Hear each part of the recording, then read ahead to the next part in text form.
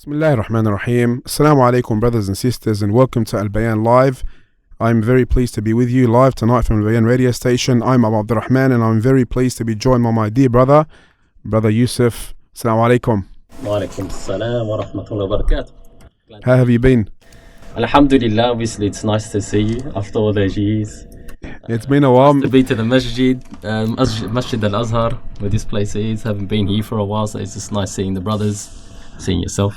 Yeah, likewise. Now, brother Yusuf, we have a very nice topic to discuss: Islamic finance in Australia.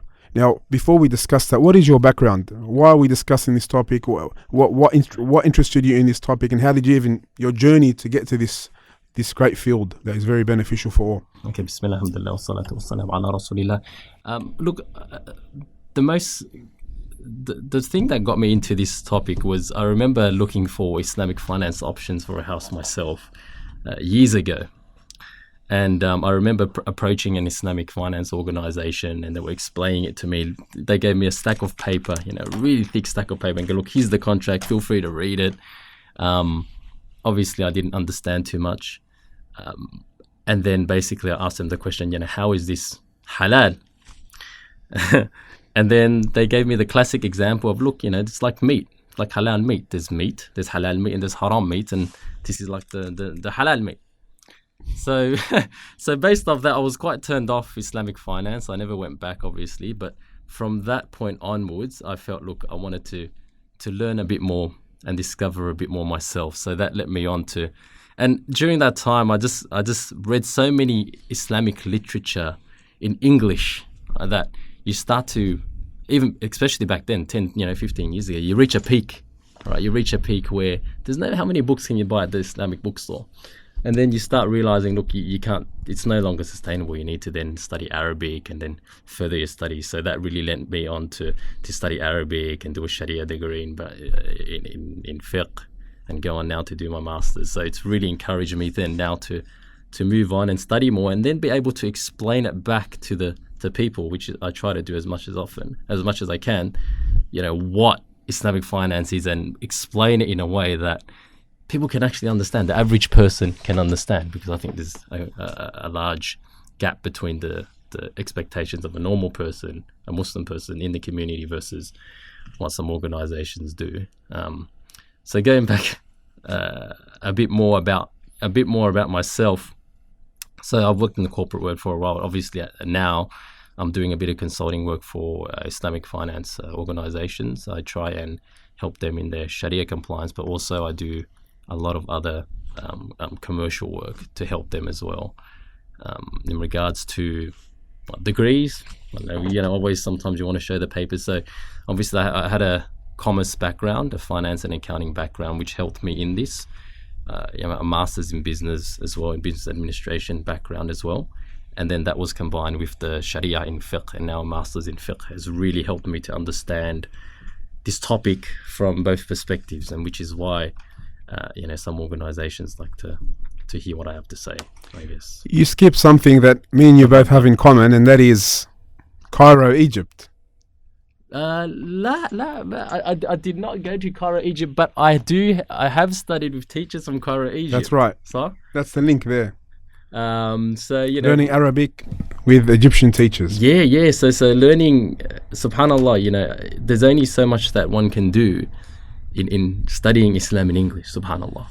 Arabic, if you go to any major Islamic university around the world, it's always Arabic first, subhanallah. And then I think it was during that time we both went. You went to Egypt, I went to Maghrib, I went to Saudi, subhanallah. And then we both came back and continued on with our lives and haven't seen each other for years. Alhamdulillah. It's very good to see you. Very good to have you here at Albayan Radio. Now, for our brothers and sisters listening, you can leave your comments, feedbacks, and suggestions on our Facebook, Twitter, and Instagram pages, Albayan Radio. And inshallah, during the program, I will look to see if there is anything that needs to be answered, or anything we can bring up and discuss bi'idhnillahi ta'ala. Now, you mentioned the Islamic finance, and that's the main theme of tonight's program. Islamic finance, what is it? Many people think that maybe worship is just prayer, dua, fasting, Ramadan, Hajj. So now we're coming and telling people even there's rules for our money. There's rules how we interact, how we have transactions. So what is Islamic finance? See, to provide some context, right? Like normally when we study fiqh or we study Islamic law, you study some very thick classical textbooks, and normally the first a third of that or half of that is about the jurisprudence or the Islamic laws relating to worship. And then normally what happens after these books, immediately after, there's either the chapter of marriage, which is a very important topic, or there's the chapter of mu'amalat, which is business Islamic transactions, which then takes on another third or another quarter of the book, right? And if you look at just how important our day-to-day lives are, we're always dealing with money. Every day we've bought something. Every day we're dealing in some kind of business, wealth transaction between one another. You can really see how Islamic finance is really a fundamental aspect of a Muslim's life. Especially the classical ulama understood that. So they went into a lot of detail into describing and giving scenarios and putting down principles for Islamic finance. All right, that's why you see these Islamic law books are being, half of it is filled with the fiqh of mu'amalat, right. the jurisprudence of Islamic transactions. And unfortunately, these days, I think, due to the time that people have, we don't have that much time. It's a very, subhanAllah, Sydney itself or even Melbourne, anywhere in Australia is very expensive to live in. So we're spending most of the time earning money. So the time we have to spend on Islam normally is filled with the worship aspect, right? The praying, the fasting, the masjid, the hajj, the zakat. But part that's often neglected is the Islamic finance, or how do we then transact in our day-to-day transactions. And unfortunately, I think because of the time constraints many people have, subhanAllah, they often neglect this part of this business of transacting, the Islamic business part. So in regards to Islamic finance, what it is, it's basically simply it's Islamic laws and regulations related to the transactions that you make with one another, and especially nowadays it's more referred to as the way Muslims or deal with each other in terms of their Islamic trade with one another. And obviously the details of the definition and the ulama say becomes quite complex. But as a whole, generally we say, look, there's a certain laws and principles that Allah subhanahu wa ta'ala has made in the Sharia of the Islamic law that we must abide by in our financial dealings. And we need to ensure that we abide by these laws because we know that the Sharia is best for us in this life and the next. And sometimes we don't even know the benefits of making sure we implement the Sharia. In particular, dealing in an Islamic way, that gives us barakah. So sometimes, subhanAllah, when people are finding they're not having barakah, they're not having a lot of money, they're not being blessed in their wealth, perhaps they have not studied this chapter of Islamic law of business transactions, and perhaps they're not implementing certain laws correctly in their lives, which then lead to such less blessings in their life in regards to their wealth. So hence, that's why this topic is so important, and inshallah we'll all become passionate about it by the end of tonight. Yeah, especially in today's time, subhanAllah. Before, maybe it was just gold and silver, now online transactions, credit cards and debit cards, which have been around for quite a bit, Bitcoin recently, and all this, it's changing by the day. So obviously now the people need to keep up to date. What is halal, what is haram? You have afterpay, you have this type of pay, that type of pay. I even saw online Salam Pay now. Yeah. I saw one of the brothers, sports stars, wearing Salam Pay. I don't know what it is, to tell you the truth, but it looks like some form of transaction field. So how do you keep up? Jazakallah khairan. Good question. Look, I think it's quite amazing because I think normally and I hear this amongst the youth all the time where they see all these new topics and they say, look, the leaders and the a'imma, the leaders and the ulama, the scholars are not keeping up with all these issues. They're sitting in their chairs and teaching these basic lessons, these principles. But ajib, the amazing thing is with all these new issues, if you actually studied the principles of Islamic law properly in a structured manner, from the classical textbooks, you will find in these books our classical ulama discussing hundreds of years ago similar transactions. Obviously, they use gold and silver and they use dates, and the products are a lot less sophisticated. But in regards to the transaction itself, right? When you make a Islamic transaction, there's few things. There's the people that transact it, there's the product that's been transacted, and there's the method in which it's been transacted. So normally the products are still products. You have a phone, you have a certain fixed product, and then you have this supposed new way of transacting things that people try and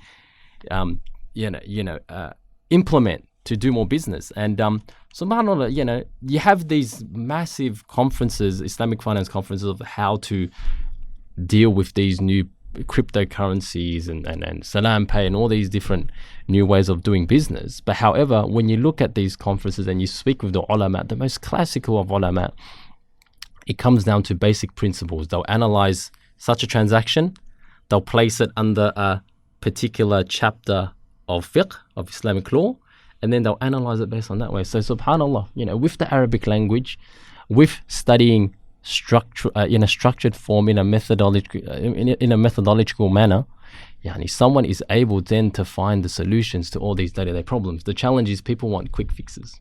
They want the fast food approach. What's the answer to this? What's the answer to that? But look, hey, I was frustrated 10, 15 years ago, and the solution to that is you got to study, you got to learn, and you need to take it step by step to tackle these new problems. We live in a drive-through generation. So, maybe now we can call it the Uber generation. The Uber generation. Everything's that, one press of a button.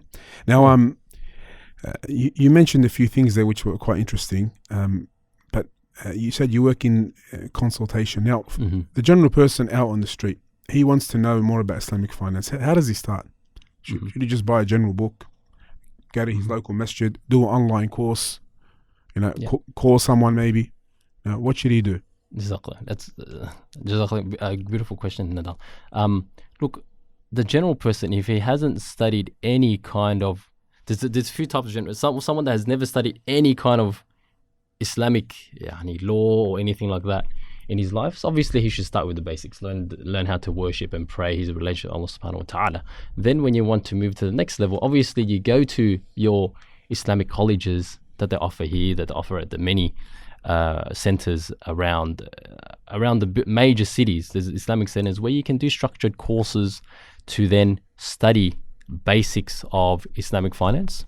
And then when you get those basics, then you can start branching off and doing some research online. Now, online is a very dangerous place if you don't know how to study properly, but that's why it's always important to have your sheikh, whichever center it is, studied in a structured manner. And then when you have that basis, then you can start exploring the resources online. Now, that's a general approach, but ultimately in the English language, you can only reach a certain point. In the English language, then you can only reach a certain point. You won't be able to get answers very quickly on all these new developments that are happening, especially in Islamic house finance, in share markets, and there's so much material in Arabic language, so many mashayikh that you can contact at the click of your finger, through WhatsApp, on the phone. I'm in regular contact with many mashayikh. They're very easy to reach, but in Arabic, it's obviously these are about Islamic finance, but unfortunately, I think the key is when you study Arabic, it gives you access to a lot more information around the world. But for the general person, look, if he doesn't have Arabic and he needs to start from the beginning, look, enroll in your courses at your college, at your local colleges, Islamic colleges. Go to the bookstore and buy books that you're interested in Islamic finance and many different topics. And then, finally, then you can go on to do further research when you're capable of doing so. But the most important thing is having that basis there to then do your research. Now, there was a board, I think they're based in Dubai, or I'm not too sure. AQFI, is it? AAAQFI. They release books every year. Big AOFI, is it? I'm not too sure. I forgot their name actually. Probably AOFI, accounting and auditing. That's the one. Is there something similar like that in Australia? Look, there's nothing similar to that in Australia. But what this organization does, it's basically, look, it's backed by, it has a lot of financial backing. And that's perhaps the topic we can get into today or another day, where, subhanAllah, to push any sort of ideology or methodology, you need money. You need money, you need finances to push it. So such an organization is well funded. It's backed by it's backed by some ulama that basically tries and establish Islamic finance guidelines for the globe. And what you will then now see is that a lot of the Islamic finance organizations in Australia and in the West, they follow these basic, what they call Ayoubi standards, which is essentially like the benchmark of, where an Islamic finance organization needs to be in regards to their Sharia compliance, of how halal they are, if you want to put it in a simple way. So this organization is well funded. It's backed by some well-known ulama that then tries to standardize a lot of these laws and compliance around the globe. On one hand, it's a good thing because, obviously it's nice to have some standardization. So, what's halal in England will be halal in Australia and halal in the US, right? So that standardization is good. But what is also a deficiency in such organizations is that obviously becomes a process of self-selection. The ulama that don't agree with such standards, they won't stay. All right, they won't involve themselves in such organizations, which I have found out in the past. So, there's a very broad spectrum of opinions when you come to Islamic finance. But in regards to Australia, there's no specific organization that looks after that. And I know that certain organizations want to start beginning to formalize that and standardize Islamic finance Sharia compliance.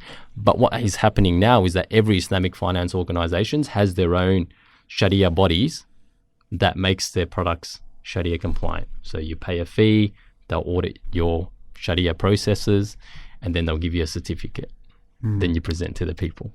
How fast in Australia is the Islamic finance industry? Are the big banks, as they call them, the big four, getting on board on trying to open Islamic finance sections or Islamically, how can we say, comparable branches, or that's not? We're far from that. Yeah, look in Australia, subhanallah, we're a very small market, right? Like 500,000 supposedly on the statistics.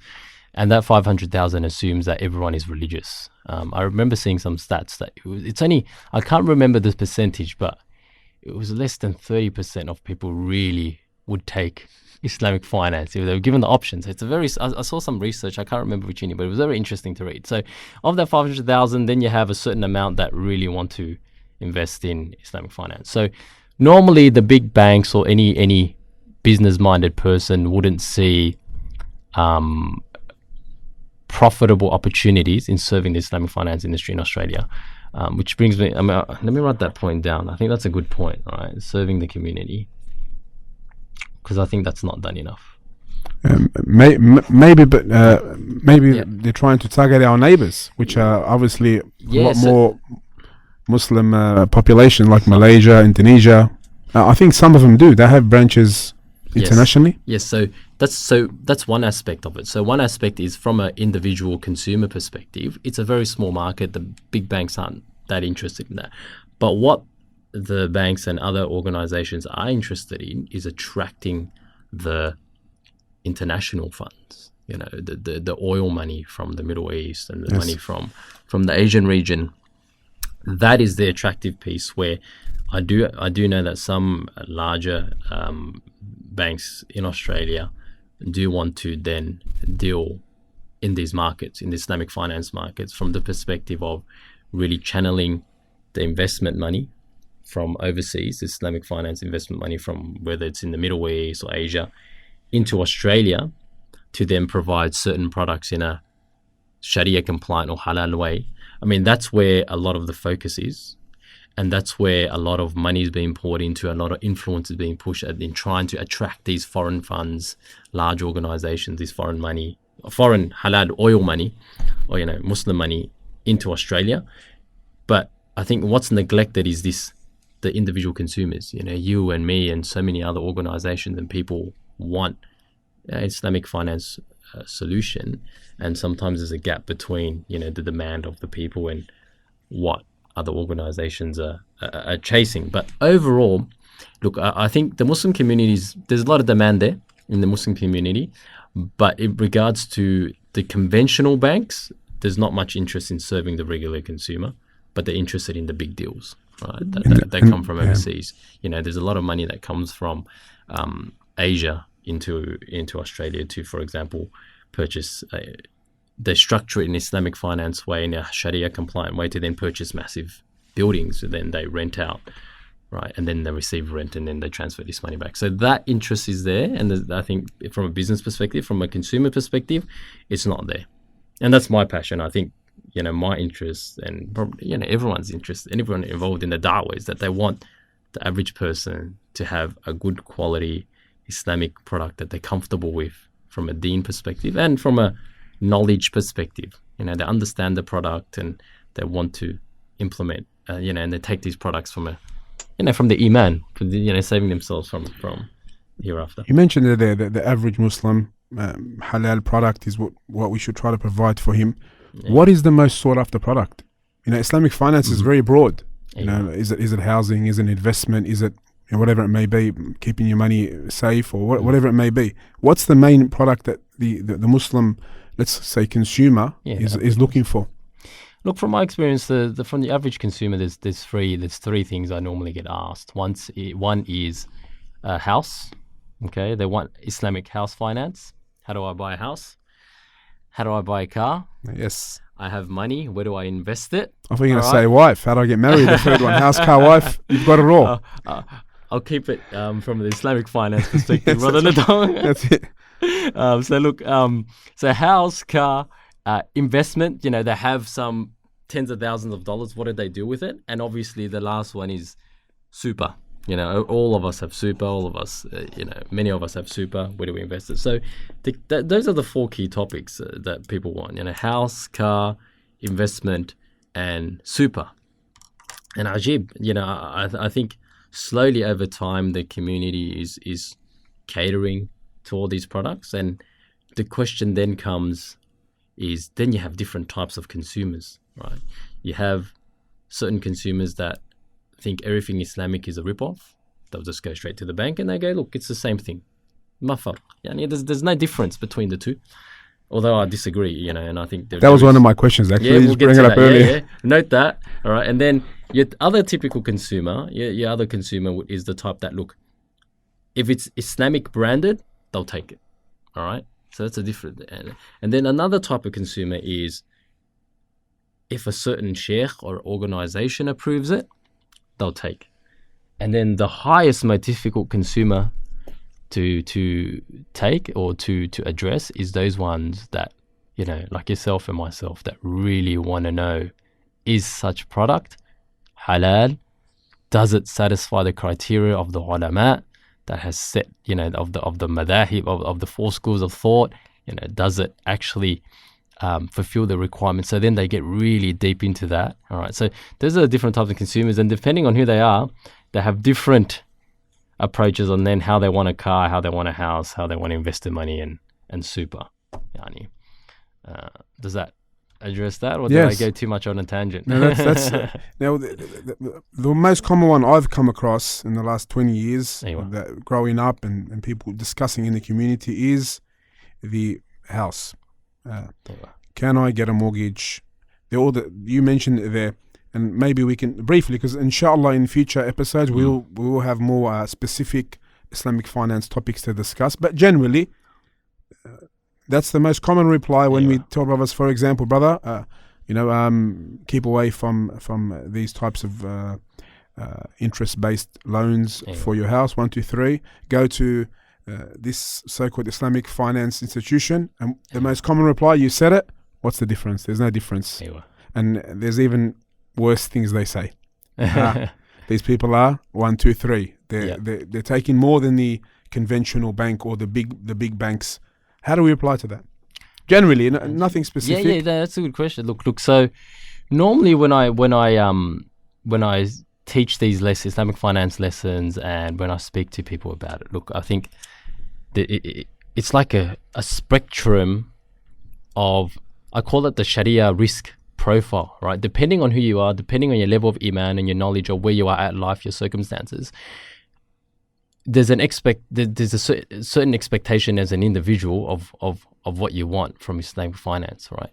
You know, you have on one end, you have individuals, or you have a certain thought that, look, basically, I don't want to deal in any kind of finance unless I know 100% it's 100% halal. Yani, it satisfies all the criteria according to the to the madahib and the ulama and the mashayikh I learned to. They satisfy all the criteria. And then you have on the other end of the spectrum, which have a very low Sharia risk profile, which meaning like, I won't question the iman, but just in regards to the acceptance of these products, it doesn't need to be too Sharia compliant, up to the level of, for example, accepting the fatwa. We've heard it all the time, buying the first house on riba. Right, and in my courses, I teach that in detail. What is this fatwa? What's the reply of the ulama? Why is it a week? That's the most common fatwa in this area. Oh, the last 20 or 30 years. Yeah, so should I go into a bit of detail on that, or should we move that? Maybe we'll leave it until we discuss home finance, inshallah. Okay, all right. But normally, so that's the two spectrums. You have one end which no one's going to buy a house unless it's 100% halal from their perspective, and then on the other hand is, look, there's this first house riba.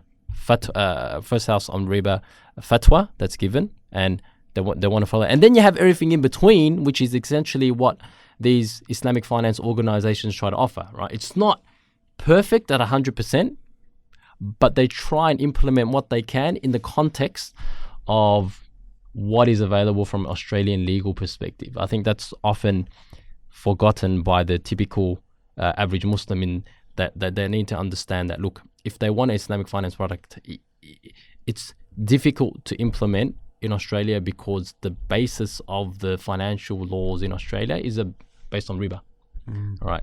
And when the basis of the financial laws is based on that, right?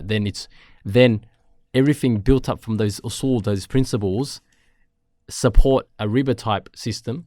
And then if you try and put an Islamic system on top, that's where the difficulty lies. That's why I try to earn my money. I help people to try and, you know what? It's not even about the money. To be honest, yeah. Anyway, I think some people take too much money for Islamic finance, but that's a different topic.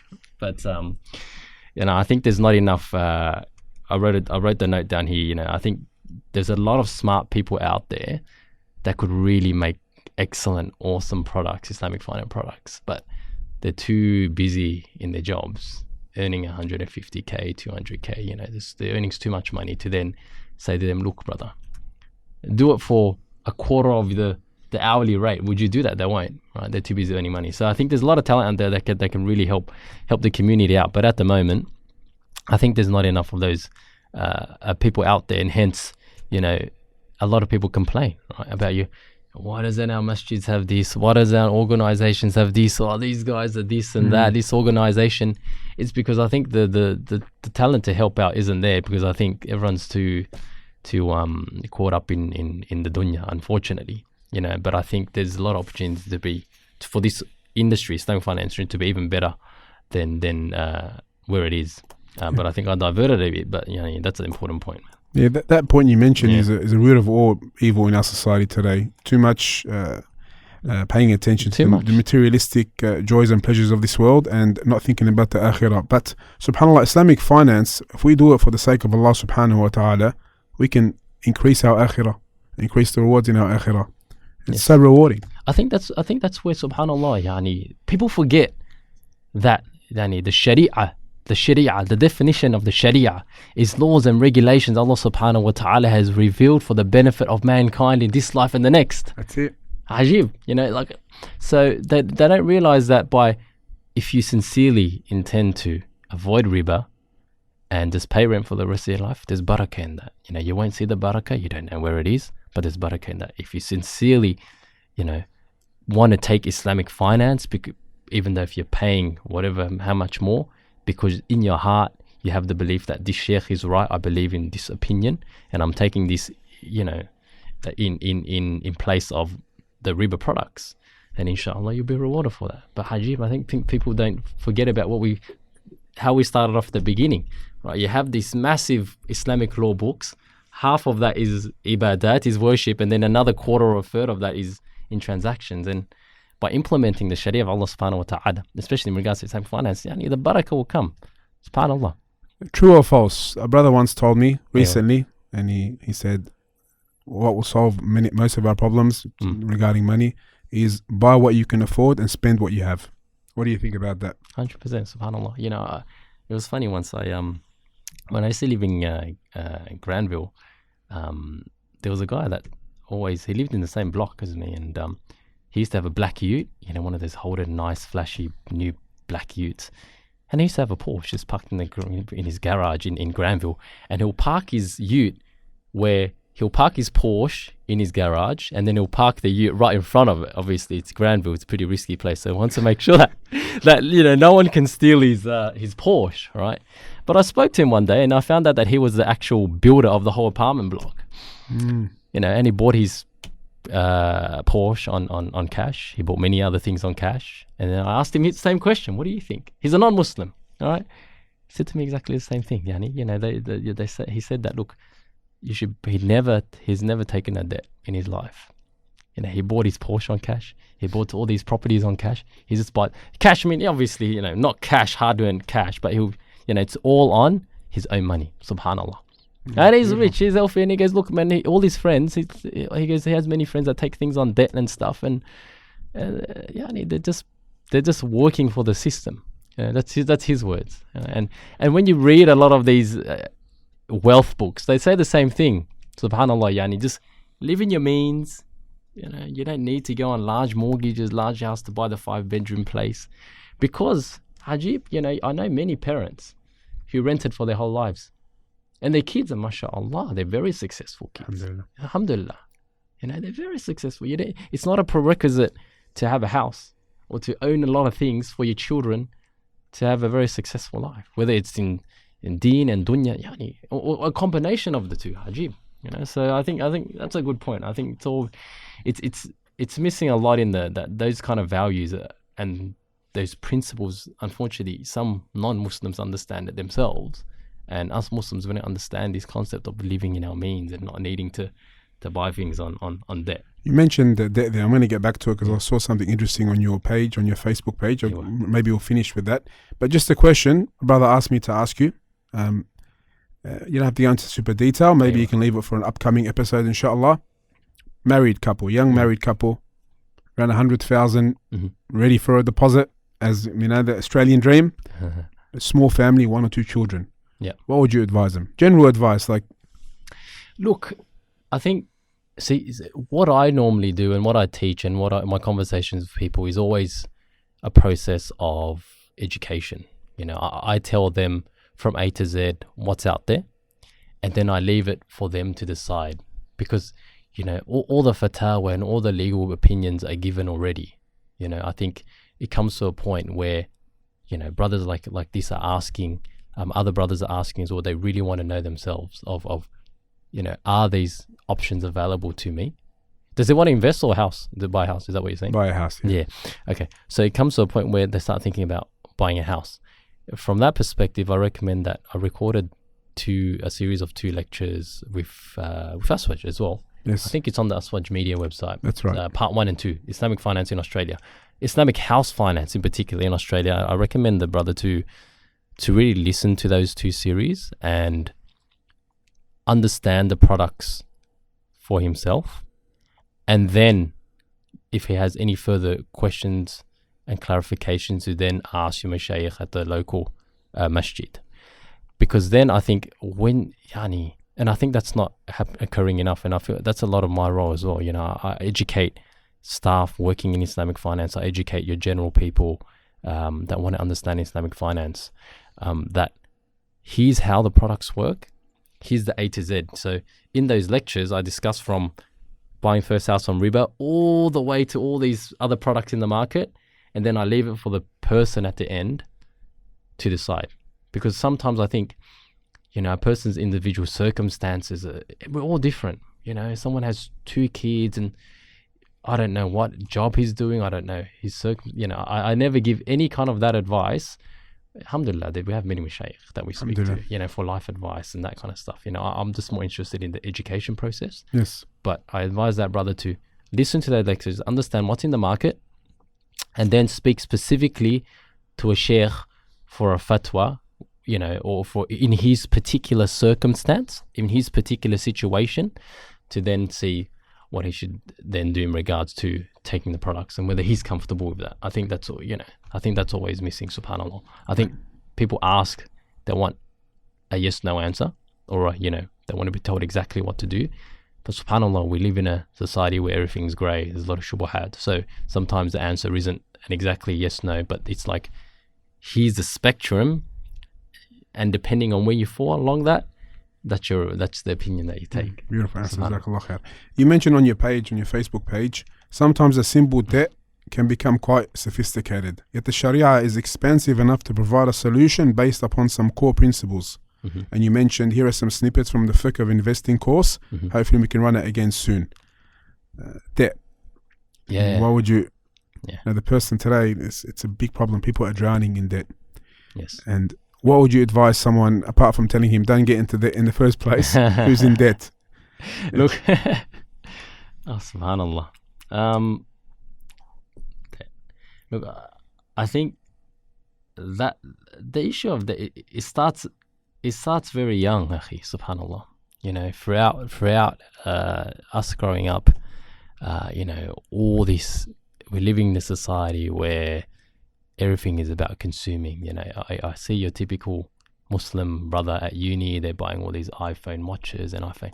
Subhanallah, this iPhone that I have, it's a hand-me-down from my wife. I haven't bought a new phone for like years. I just use the phone, subhanallah. I think we live in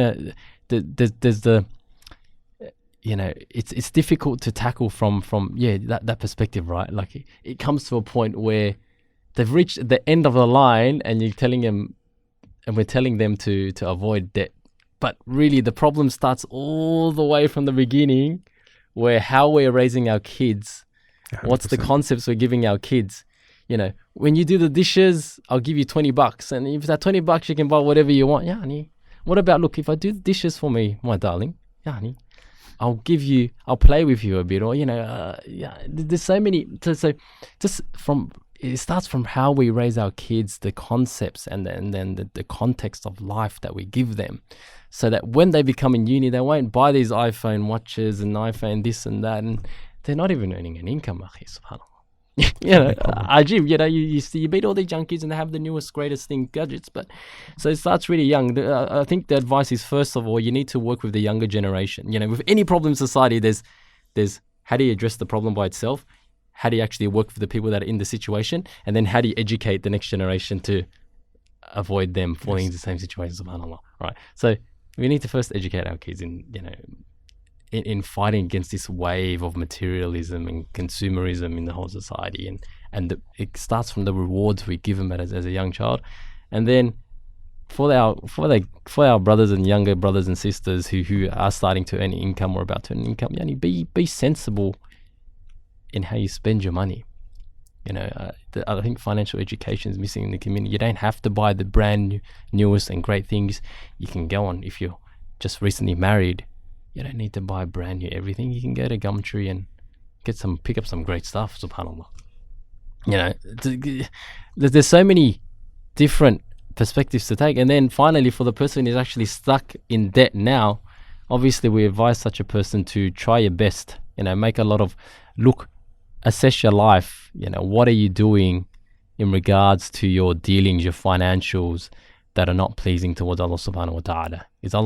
Are you dealing in interest? Allah subhanahu wa ta'ala, Allah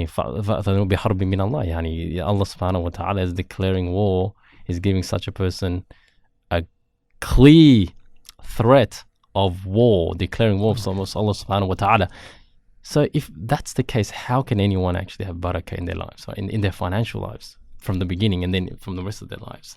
So we advise such a person to look at all their dealings in their life, because sometimes you could be dealing in a haram transaction and you wouldn't even realize it's because the lack of knowledge of Islamic finance is so high, right, in the community, that They could be doing some simple thing. They're getting extra few dollars in interest every year in their bank accounts that they don't even realize.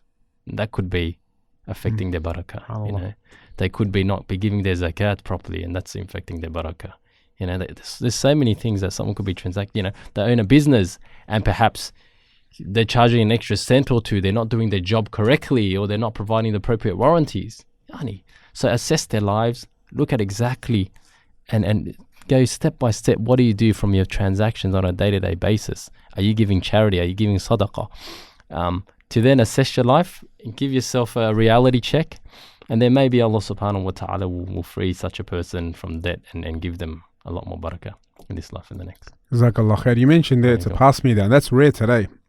Pass me down phone. Everyone's looking for the next phone. Yeah, subhanAllah. Look, I've had my computer for a few years. Phone's been passed me down. I've got a few cracks here, akhi, subhanAllah. But I have some advice for you. You have Get to a new phone. you have to leave Apple. Yeah. Come over to the Samsung world. Look, I want to, man. Look, if my wife handed down a Samsung to me, I would have took a Samsung, whatever. I haven't had an iPhone since iPhone 4, which I think I don't know what they're up to now. I'm in the Samsung world now. Yeah, look, I actually want to move over, but I guess that's a topic for another time. Once we had a program, Samsung versus Apple. It was pros and cons for both. Subhanallah, on the show. You have two teams always. It's down the line, subhanAllah. You have some who swear by this, some who swear by that. In terms of this is the best product, now that's the best product. Now, pros and cons, and it can go on for half an hour, 45 minutes. I think that's also a good point, right, to make in Islamic finance as well. Sometimes the problem is in Islamic finance, everyone likes to hold a strong. Well, any situation, people like to hold a strong opinion, right? But we need to realize that, especially in fiqh and Islamic finance, it's such a broad field that if someone takes a certain opinion, if a certain person takes, and I know many religious brothers that take a certain, Islamic finance product from a particular organization, then it's up to them. They did their research, and we don't then start criticizing such a brother and so forth. And that's a really good point, akhi. Like, I mean, the field is also very broad, and it's really important also to not take one opinion and then shove it down someone else's throat, which sometimes I feel the organization is headed. Some Islamic organizations, Islamic finance organizations are headed where they will say, look, here's a certificate, here's the opinion, this is 100% halal, but it could not necessarily be halal according to someone else's madhab or someone else's school of thought. And I think that's a good point, that the opinions is so diverse. So what I try and do in my work is that I try and make people understand that all these expectations and thoughts are out there, and it's like a filtering system. You want to capture your typical Muslim on the street. You want to be able to make sure that they understand the product, and then you also want to capture all the different imams and the communities, the different masajids and the different imams out there that have, obviously so many different school of thoughts, and you want to bring all these together and bring a product together that is satisfied, or that many people are satisfied with, and that's what I'm trying to do with organizations when I try and work with them. Alhamdulillah. Jazakallah khair. We could talk all night. Yeah, you're right, akhi. We've gone almost an hour. Barakallah feek. This is the first of many, inshallah. Inshallah. Bi'idhnillahi ta'ala, Brother Yusuf will join us bi'idhnillahi ta'ala on a regular basis, inshallah. It's been a fascinating chat. Any final words of advice? No, look, I think we've covered many. SubhanAllah, I think your questions have hit the nail on the head. I think there's a lot of important points that you raise, and I encourage the Muslims to really think about their transactions on a day-to-day basis, and really think about, is this pleasing to Allah subhanahu wa ta'ala in what they're doing in this life and the next. That's it. Jazakallah khair, Brother Yusuf, for being with us today, and until next time, bi'idhnillahi ta'ala. Assalamu alaikum wa rahmatullahi wa barakatuh. Albayan Radio, the voice of Ahl Sunnati wal Jama'ah.